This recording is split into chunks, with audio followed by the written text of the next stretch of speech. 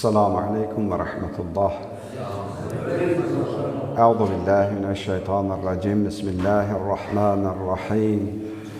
الحمد والثناء لله رب العالمين والعاقبة للتقوى واليقين والصلاة والسلام على أشرف الأنبياء والمرسلين حبيبنا وحبيب إله العالمين أبي القاسم محمد صلى الله عليه وآله وسلم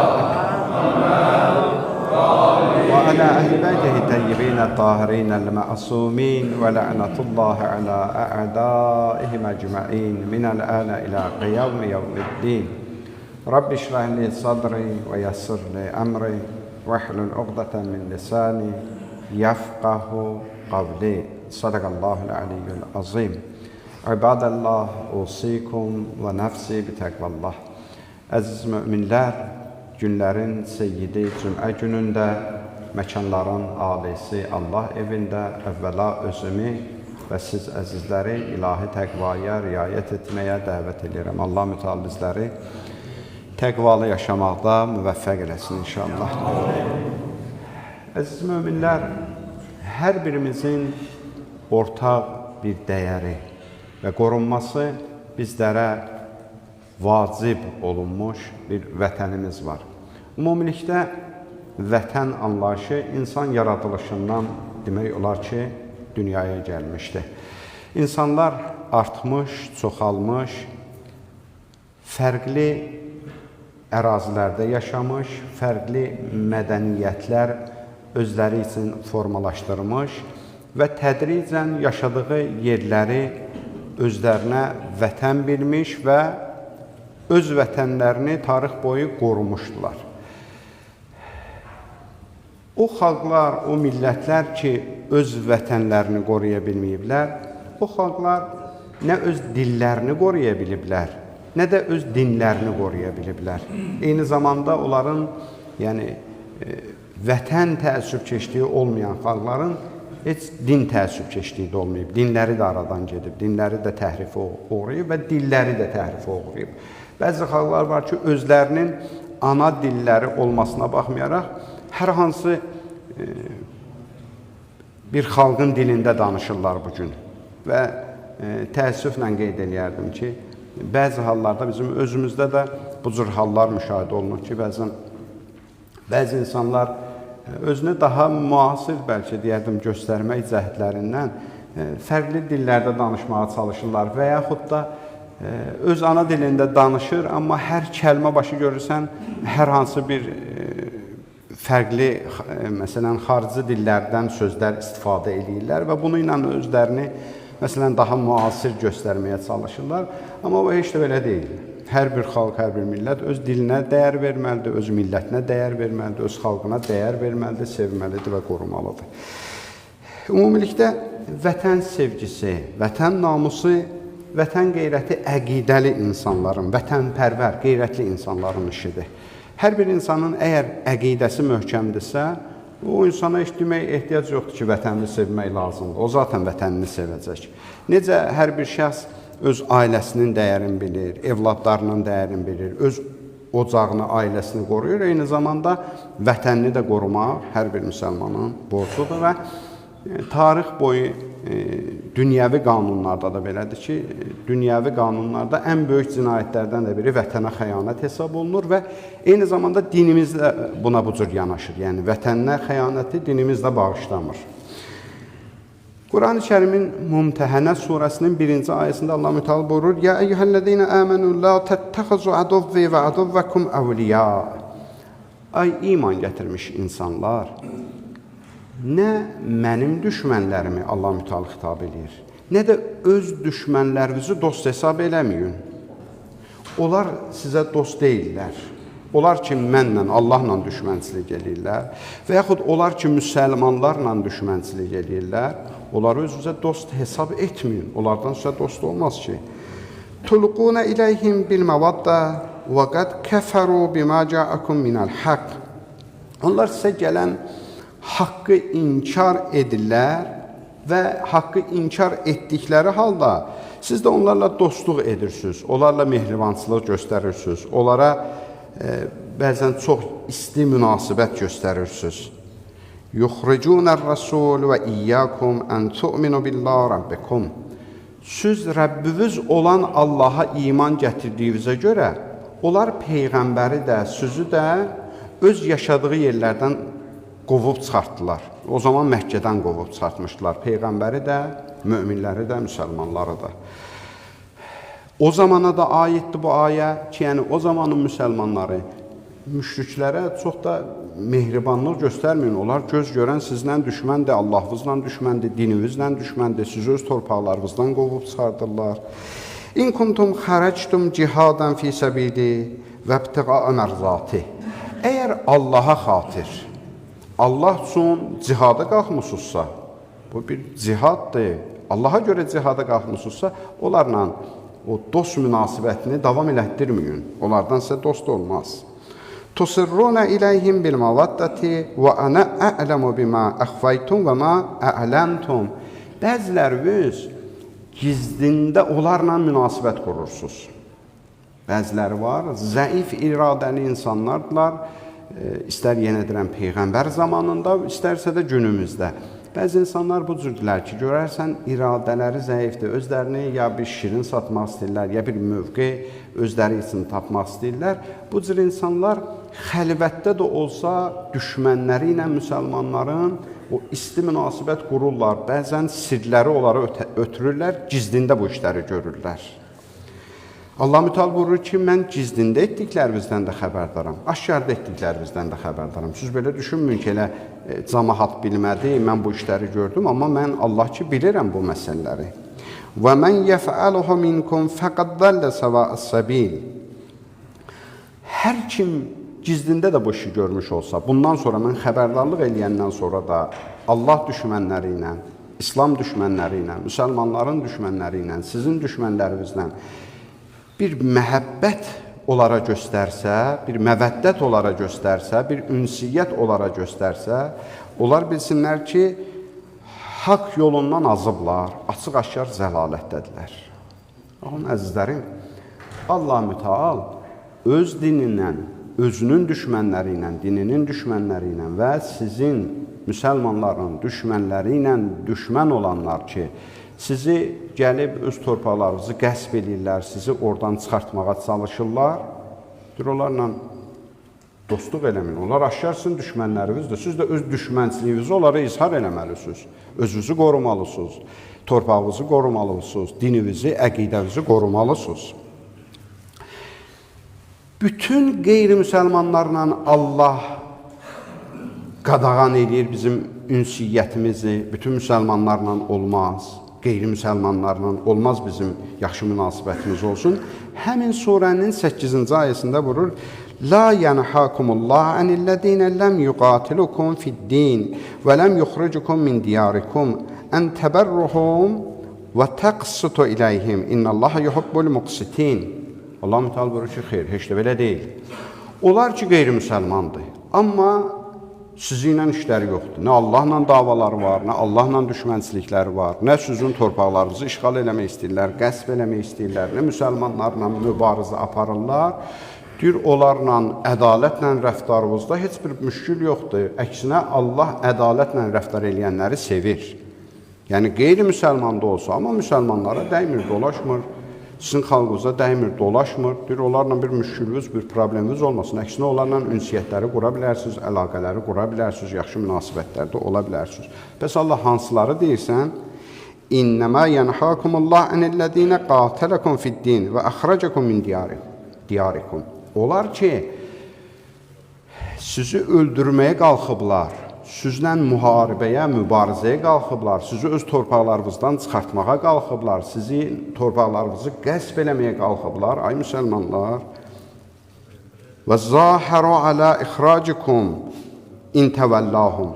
Və onlar ki, onlarla bu işdə əlbirdilər, onlara dəstək olurlar, onlara kömək olurlar. Və mən yətəvəllahum fəuləikə humuz zalimun. Bax, onlarla Allah mütəal deyir ki, dost olmaq olmaz. Bu işi görənlər əsl zalimlərdirlər.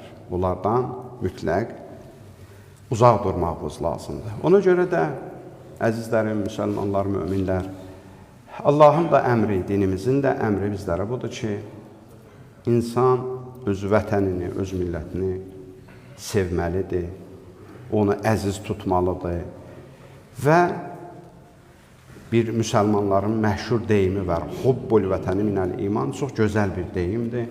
Həqiqətən hər bir insan öz vətənini sevməlidir, bunu özünün əqidəsi bilməlidir, namus məsələsi bilməlidir və həm də dininin ona tövsiyəsi olduğunu bilməlidir. Və əziz Peyğəmbərimiz də belə öz vətəninə xüsusi bağlılığı var idi. Onda ki, onu Məkkədən xaric eləmişlər. Tarix yazır ki, hey, Peyğəmbər Mədinədə yaşadığı 13 illik dönəmdə üzün çevirərdi Məkkə səmtinə. Bəli, Məkkənin bir müqəddəsliyi var idi, öz yerindədir və həm də bir əziz Peyğəmbərimizin vətəni idi, bir vətən olaraq onu sevirdi. Peyğəmbər darıxardı vətəni üçün, qəmgin olardı, ağlayardı, təəssüblənərdi. Və eyni zamanda sonralar ki, Mədinəni özü üçün vətən qərar vermişdi. Hətta Mədinədən də harasa bir səfərə getdikdə deyirlər, Peyğəmbər tələsərdi. Qaydan başı öz dəvəsini sürətlə sürərdi ki, daha tez çatsın Mədinəyə, gəlsin vətəni ilə bir daha qovuşsun, görüşsün. Və bu günlər bizim vətənimizin, torpaqlarımızın işğaldan azad olunmasının ilk bünövrəsini qoymuş aprel şəhidlərimizin il dönümüdür. 2016-cı ildə aprel ayının 1-dən 4-ünə qədər bizim o qeyrətli, əziz, mömin əsgərlərimiz düşmənlə mübarizəyə qalxdılar. Az bir miqdarda o zaman torpaqlar azad eləyə bildilər. Amma deyərdim ki, böyük bir mənəvi qələbə əldə elədilər. Onlar o insanların ümidsizliyinə bir çıraq verdilər ki, yox, biz qadırıq ki, öz torpaqlarımızı azad eləyək. Böyük bir ümid yarandı aprel döyüşlərindən sonra və çox qısa bir zaman kəsində, təqribən 4 il müddət keçməmiş ki, bizim vətən müharibəmiz başladı və biz öz torpaqlarımızı azad edə bildik. Allahdan bütün bu vətənin uğrunda, dinin uğrunda canlarından keçmiş şəhidlərimizə rəhmət diləyirik. Allah mütəal onları əziz Peyğəmbərimiz və onun pak əhl-i beyti ilə məhşur eləsin inşallah. Allah bir daha xalqımıza, millətimizə yaman günlər göstərməsin. Bismillahirrahmanirrahim.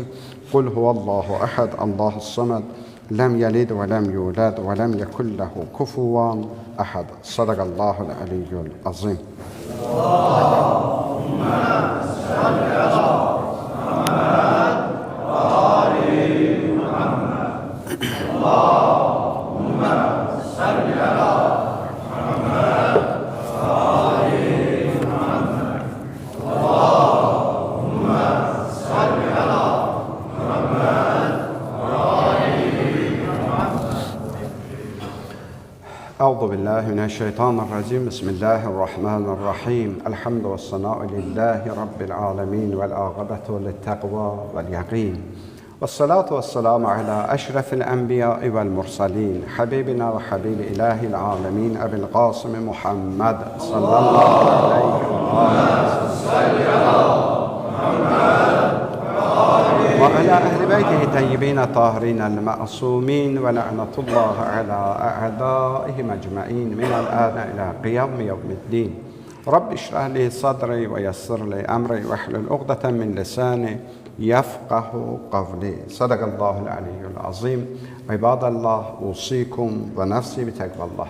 Əziz müminlər, bir daha özümü və sizləri ilahi təqvaya riayət eləməyə dəvət edirəm. Allah-u Teala bizləri təqvalı yaşamaqda müvəffəq eləsin inşallah. Amin. Daim hər birimizin eşitdiyi bir kəlmə var, məzhəbçilik. Və bu məzhəbçilik çox təhlükəli bir amildir. Öncə mövzuya daxil olmamışdan qabaq, xüsusi olaraq mən istəyirəm ki, diqqətimiz bu məsələdə məzhəblə məzhəbçiliyin arasındakı fərqi başa düşməkdir. Yəni, məzhəb və məzhəbçilik arasında çox böyük bir fərq var.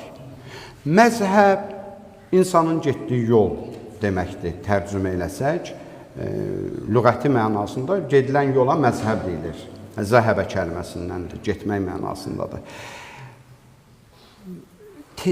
Fiqhi termin olaraq məzhəb nədir? Hər hansı bir toplumun bir imama, bir alimə fiqhi məsələlərdə, əqidəvi məsələlərdə ona elmi məsələlərinə riayət eləməsi, ondan öyrənməsi, ondan eşitməsidir.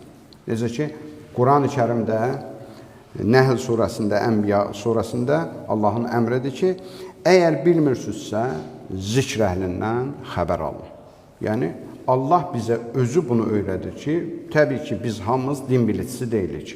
Din bilicisi olmadığımıza görə, təbii ki, din bilicilərdən bu gediləcək yolu öyrənməliyik, soruşmalıyıq. Və bu cürdə təbii məzhəblər formalaşır və məzhəblərin olması da çox bəzi hallarda onu bir qorxunc bir şey kimi təqdim eləməyə çalışırlar. Məsələn, birdən bir məzhəbdən danışsan, amanın günüdür məzhəbdən danışma. Məzhəbdən danışmanın bir təhlükəsi yoxdur ki, təbiidir də, hamı bilir ki, İslam dinində çoxlu məzhəblər var. Və hərəmiz də mütləq hər hansı bir məzhəbə uyuruq, ona tabi oluruq. Kim desə ki, mən heç bir məzhəbdə deyiləm, öz-özünü anladır və cəmiyyəti anlatmağa çalışır. Bu qeyri-mümkündür. Bəzi insanlar var da, məsələn, Quranilər kimi deyirlər, yox, biz ancaq Qurana tabiyik. Onların dəfələrlə cavabı da deyildi. Yəni, Qurana tabisən, sən Quranda gəlib bütün ibadə məsələləri göstərə bilərsənmi? Quranda gəlib sən namazın rükətlərini göstərə bilərsənmi? Orucun nələr batil elədiyinin müfəssil hamısını göstərə bilərsənmi? Təbii ki, göstərə bilməyəcəksən. Quranda o qədər ayələrimiz var ki, zahirən onları heç kim başa düşə bilmir. Çıxarış eləyə bilmir. Ancaq bu işdə mütəxəssis olanlar burada çıxarış eləyə bilir. Və sən də mütləqdir ki, bunu kimdənsə öyrəşmirsənsə o zaman sən də onun yolu ilə gedirsən, artıq onun məzhəbindəsən, sən bunu inkar eləyə bilmərsən ki. Hər birimiz bir məzhəbin nümayəndəsiyik. Bu normal bir haldır. Lakin məzhəbçilik fərqli bir şeydir. Məzhəbçilik, əzizlərim, budur ki, insan öz məzhəbini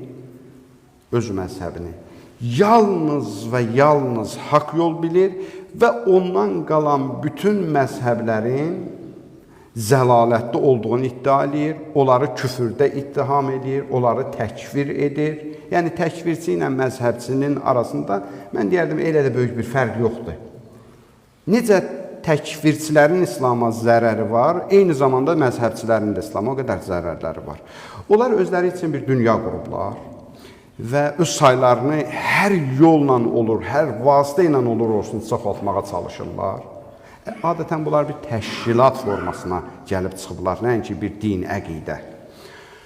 Öz saylarını artırmaq və ancaq öz ətrafdakıları ilə ünsiyyət qurmaq, onlardan kənar heç kimi qəbul eləmirlər. Hətta alış-verişi belə özlərindən kənar, hər kəslə haram bilirlər. Heç bir müsəlmanla alış-veriş eləmirlər. Və onlar kimi düşünməyən insanları dindən çıxmış bilirlər. Zəlalət əhli bilirlər. Amma heç bir köklü, ənənəvi məzhəbin belə bir düşüncəsi yoxdur. Heç bir məzhəbin belə bir düşüncəsi yoxdur. Saf, təmiz, o ənənəvi məzhəblər başqa məzhəblərə də müsəlman münasibətində yanaşır, müsəlman ünsiyyətində yanaşır və hətta daha çox çalışır ki, məzhəblər arasında bir sıx əlaqə olsun, mehribançılıq olsun, sülh olsun. Çünki bizim zaten düşmənlərimizin çalışdığı budur ki, müsəlmanların arasında parçalanma yarada bilsinlər. Və bu cür məzhəbçilərin vasitəsilə və buna da qismən nail olurlar. Zaman-zaman müsəlmanların, müsəlman ölkələrinin içərisindəki o qırğınlar həmin məzhəbçilərin əməllərinin nəticəsidir. Adın nə qoyublar, adamları öldürüblər? Deyir ki, o mənim əqidəmdə deyil. Mənim əqidəmdə deyilsə müşrikdir, müşrikdirsə qətli vacibdir. Sonra nə uşağına baxır, nə körpəsinə baxır, nə qadınına baxır, nə günahsızına baxır. Hamısını qırır. Öncə birinci xütbəmizdə vətən sevgisindən danışırdıq. Allah mütəala nə deyirdi? Deyirdi, heç qeyri-müsəlman səndən vuruşmursa, müsəlman deyil. Sadəcə səndən işi yoxdur. Deyir, sən də ondan yaxşı münasibətdə ol, cinən, ədalətlə rəftar elə cinən.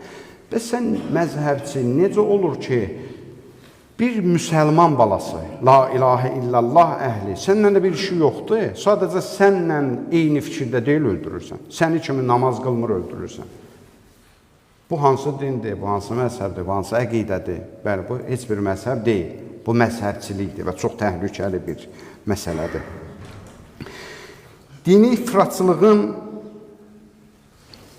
bir tərəfi təkfirçiliksə dedik, bir tərəfi də məzhəbçilikdir və məzhəbçiliyi qısa belə tərif edə bilərik.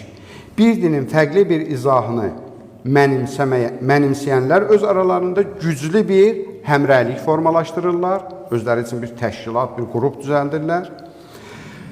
Özlərindən olmayanların hamısını azğın elan edirlər, eyni zamanda gündəlik ictimai və məişət məsələlərində, yenə deyirəm, ya öz toplantıları olsun, ya ticarətləri olsun, ünsiyyətləri olsun, hər bir məsələdə öz düşüncələrində olmayanlarla münasibət qurmurlar və fərqli düşüncələrdə olanlara qarşı ayrı seçkilik münasibəti göstərirlər. Təkfirçilik məsələsində olduğu kimi məzhəbçilikdə də düşüncəsində müsəlmanlar arasında kin, nifrət formalaşır. Yəni, ciddi şəkildə bir-birinə qarşı kəskin aqresiya var. Bir-birini həzm eləməyi bacarmırlar.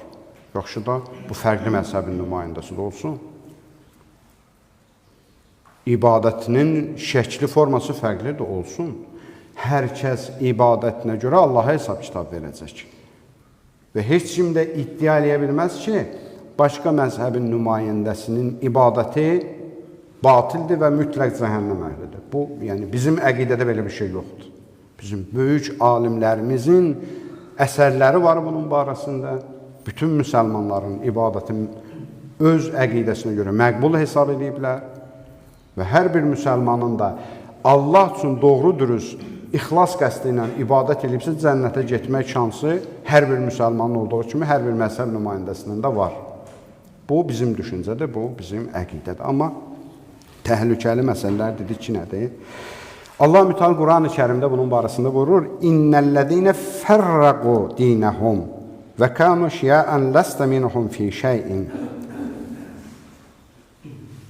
Onlar ki, Allahın dinlərini parçalayıb firqə-firqə olanlar, ya Peyğəmbər, səndən heç bir əlaqəsi yoxdur.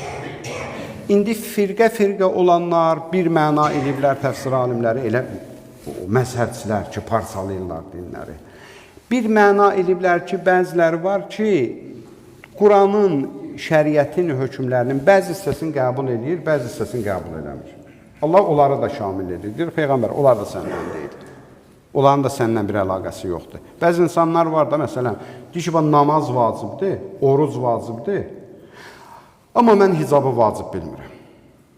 Adam var, deyir, hicab da vacibdir, oruc da vacibdir, namaz da vacibdir. Məsələn, mən zəkatı xumsu vacib bilmirəm. Adam var, deyir ki, məsələn, mən orucu vacib bilirəm, amma səfərdə oruc açmağı mən məqbul hesab eləmirəm. Bunlar nədir? Dini parçalamaqdır. Əziz Peyğəmbərimizə Allahın xitabı budur ki, bunlar heç biri səndən hesab olunmurlar. İnnəmə əmruhum iləllah, thumma yunəbbihum bimə kanu yef'alun. Peyğəmbər, Allah Peyğəmbərinə xəbərdarlıq edir ki, bu cür olan insanlar, dini firqələrə ayıran, bölən, parçalayan insanlar etdikləri əməllər barəsində mütləq xəbərdar olunacaqlar. Onlara mütləq bu məsələyə görə cəza veriləcək. Məzhəbçi insanlarda ümmət düşüncəsi olmur. Ümməti düşünsün, müsəlmanların maraqlarını düşünsün, fərqi yoxdur məzhəbindən, əqidəsindən. Dünyanın hər harasında müsəlman məzlum olubsa, onun qəlbi yanır. Gücü çatır, kömək edir, gücü çatmır, ən azından onun təəssübünü seçir. Baxmır ki, ondan eyni əqidədə deyil, olsun, fərqli əqidədə olmuş olsa müsəlmandır. Müsəlmanın hər harda əziyyət çəkməsindən o narahat olur. Bax, həqiqi din budur. Allahın bizdən istədiyi din budur. Yoxsa ki, hər hansı bir məzhəbdə olmaq tam normal bir haldır. Mütləq budur ki, kimsə bir müsəlman hər hansı bir məzhəb, yəni bir yolla gedir. Allaha doğru bir yolla gedir. Lakin bunu gətirib aqresiv bir vəziyyətə çıxartmamalıdırlar. Bunların məqsədləri yalnız insan qazanmaqdır, fərqi yoxdur. Kim olur olsun. Təki say çoxluğunu yarada bilsinlər, güc göstərə bilsinlər. Buna görə hər cür insanı öz tərəflərinə və hər vasitə ilə seçməyə çalışırlar. Bunların əsas qayələri bundan ibarətdir. Beləcə, aqressiv bir cəmiyyət yaradırlar və bunlardan fərqli düşünən insanların hamısını təşvir edirlər. Hamısını dindən çıxmış hesab edirlər, hamısını müşrik hesab edirlər. Nəyə əsasən? Hansı Allah hökmlərinə əsasən, hansı Peyğəmbər şəriətinin hökmlərinə əsasən bunları görürsən? Bu düşüncəyə sən gəlirsən. Hətta bu cür məzhəbçi alimlər də var, əzizlərim. Alim də, elmi var. Əgər alim demək mümkünsə. Elmi savadı çox yüksək səviyyədədir. Amma ömrünü nəyə sərf edib? Bütün ömrünü buna sərf edib. Öz məzhəbinin müdafiəsi və qeyri-məzhəblərin təşvir olunmasını. Və hamınız tanıyırsınız, bu cür alimlər tarix boyu olub və var. Cild-cild əsərlər yazıblar, ancaq özləri kimi düşünməyənləri təşvir eləməyəcək. Bədbəxtçilikdir, bu rəzalətdir. Bir dənə əsərini tapa bilmərsən, müsəlmanları vəhdətə dəvət eləsin. Bir dənə əsərini tapa bilmərsən, müsəlmanları birləşdirmək üçün bir konspekt yazsın. Ancaq dağıtmaq üçün, parçalamaq üçün əsərlər yazıblar, ömrünü bunlara həsr ediblər. Bu bir xərçəng xəstəliyi kimidir. Hər hansı bir cəmiyyətə düşürsə, o cəmiyyəti işdən dağıdır. O cəmiyyəti məhv eləməyə çalışırlar. Amma biz tarix boyu müsəlmanları və xüsusilə xalqımızın içində bütün müsəlmanları sülh içində yaşadığını görmüşük. Bir-biri ilə qohumluq əlaqələri qurublar, bir-birinə qız alıblar, qız veriblər, ticarətləri olub, möhkəm dostluqları olub. Tarixin səhifələrinə baxsaq, bu günümüzdə də var bu cür insanlar. Görürsən ki, elə bir, məsələn, şiədir, bir dənə sadiq, bir dənə sünni dostu var. O qədər ünsiyyətləri mehribandır, gediş-gəlişləri mehribandır, bir-birinə ailəvi gediş-gəlişləri var. Və hətta mən bu cür insanlar tanıyıram. İllərin, məsələn, ticarət şərikidirlər. Çox möhkəm də dostluqları var. Deyir, olmayıb, biz namaz olur, ikimiz də səccadəmizi sərib namazımızı qılırıq. Hələ bu günəcən mən ona niyə möhürsüz namaz qılırsan, ya o mənə çönüb, niyə möhürlə namaz qılırsan sualı verməmişik. Əslində bu bir ədəbsizlikdir. Əgər kimsə istəyir elmi müzakirələr, nəyinsə haqqını ortaya çıxması üçün, bu normaldır, elmi müzakirələr təbiidir. Amma bir-birini sancmaq üçün, bir-birinə söz atmaq üçün, zaten nə tarix boyu heç kimi bu sözləri deməklə öz əqidəsindən dəyişməyi bacarmayıb. Hər kəsin öz əqidəsi dürüstdür, öz əqidəsində sadiqdir. Bəli, bəzi hallarda olub ki, bir məzhəbdən digər məzhəbinə keçən insanlar, hər iki məzhəbdən o biri məzhəbə keçən insanlar olub, o da onun öz araşdırmalarının nəticəsidir. İndi düz eləyibmi, səhv eləyibmi, o da bizim işimiz deyil. Lakin gələ biz çalışaq ki, bütün cəmiyyəti yox, mən özüm kimi eləməliyəm, mənim kimi düşünməlidir, mənim kimi fikirləşməlidir. Bu kökündən yanlışdır və müsəlmanların içinə böyük bir təhlükədir və xalqımız üçün böyük bir təhlükədir. Və hələ bundan da biraz o izə gedib, mən vaxtımız məhduddur, amma bir neçə kəlmədə bunun barəsində istəyirəm deyim. Bundan da o izə gedib. Bəzi hallarda bu məzhəbçilik tendensiyası gəlib müsəlmanları ayırmaqdan da sonra doymayıblar. Axı bu İslam düşmənlərinin proyektidir, Qərbin proyektidir. Bunlar öz başına məsələlər deyil ki. Gəliblər, hətta o məzhəblərin içində bir də parçalanmalar yaradıblar.